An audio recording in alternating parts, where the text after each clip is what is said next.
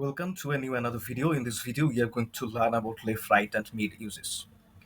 তো ফার্স্টে আমরা কি করব? ফার্স্টে আমরা দেখতে পাচ্ছি একটা কোড দেয়া আছে 02-033-45। এরকম যদি অসংখ্য কোড একই ফরম্যাটে দেয়া থাকে এবং সেখান থেকে যদি আমরা পার্টিকুলার কোনো ক্যারেক্টারকে আলাদা করতে চাই, সেক্ষেত্রে আমরা কিভাবে করতে পারি? যদি আমরা লেফট থেকে করতে চাই যে আমরা 02 যে দুটো কোড আছে, এই 02 কোডটাকে আমরা আলাদা করব লেফট থেকে।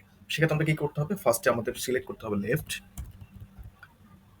এরপরে আমরা যেই সেল থেকে যে টেক্সটটাকে করতে চাই, টেক্সটকে সিলেক্ট করবো না, আফটার দ্যাট আমরা কতগুলো ক্যারেক্টার আলাদা করতে চাই সেই নাম্বারটা দিয়ে দিলাম, আলাদা হয়ে গেল।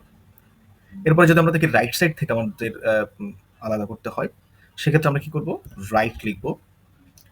রাইট লেখার পরে আমরা যেই টেক্সট থেকে আলাদা করতে চাই সেই টেক্সটটাকে সিলেক্ট করলাম, মানে আফটার দ্যাট আমরা কতগুলো টেক্সট নিতে চাই রাইট থেকে সেই নাম্বারটা লিখে দিলাম।